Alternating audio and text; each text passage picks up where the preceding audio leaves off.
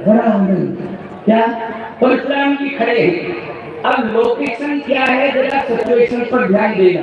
जैसे यहाँ पांडाल कुछ पीछे ऊपर है, कहीं से भी कोई आ सकता है और कहीं से भी कोई जा सकता है। ये पंडाल की आप लोकेशन हम देख रहे हैं, सिचुएशन देख रहे हैं पूरा। लेकिन जनकपुर में जहाँ धनुष मकशाला थी उसमें पूरा का पूरा बंद था। वो धनुष मकशाला का क्षेत्र जो है पूरा बंद था। एक ही रास्ता था, वही निकास है, वही प्रवेश है, वही निकास है। अब ये राजा कहीं से भाग भी नहीं सकते। क्यों नहीं? वो परशुराम जी आ गए, सीधे मेन गेट पे खड़े हो गए, हाथ में पर्चा लिए।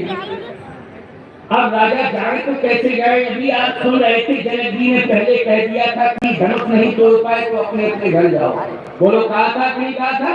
जनक जी ने यही कहा था, अगर धनुष नहीं तोड़ पाए हो तो यहाँ बैठने की जरूरत नहीं है, अपने अपने घर जाओ। तजहुआ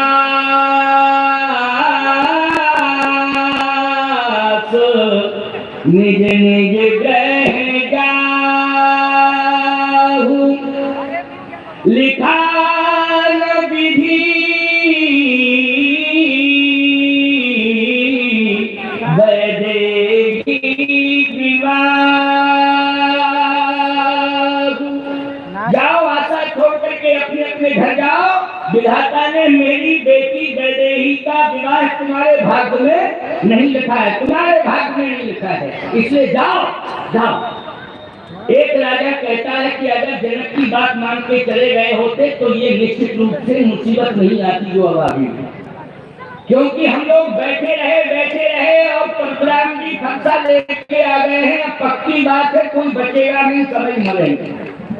अब कोई बचने वाला नहीं है, सब मरेंगे, कोई नहीं बचेगा। क्या बताए, मौत आ रही थी। इसलिए परशुराम जी ने कहा कोई कहीं जाएगा नहीं।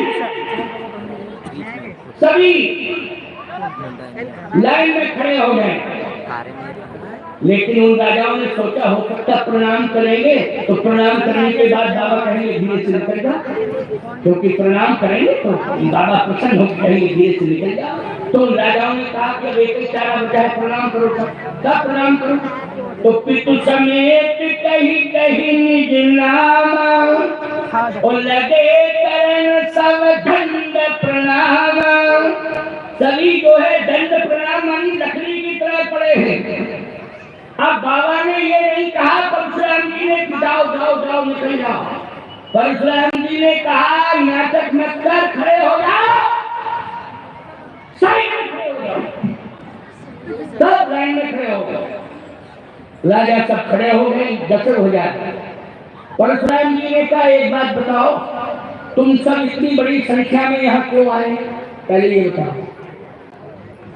राजाओं ने कहा कि इतनी बड़ी संख्या में इसलिए आए हैं कि हमें मालूम था कि आप आ रहे हैं, तो सोचा दर्शन कर लें। आपका दर्शन करने, दर्शन के चक्कर में हम आए और बैठे हैं, और अगर आपकी आज्ञा मिल जाए तो दर्शन हो गया, प्रणाम कर लिया, हम जाते हैं। परशुराम जी ने कहा अच्छा तुम अहंकारी हो, हमारा दर्शन करना चाहते थे। अहंकारी कभी दर्शन करता है? अहंकारी तो प्रदर्शन करता है, वो दर्शन नहीं करता है। नहीं, जनक जी को बुलाया, इधर आओ जनक जी। अब जैसे जनक जी को बुलाया, पूछा कि ये इतनी बड़ी भीड़ क्यों है जनक? सही बताओ इतनी बड़ी भीड़ क्यों है?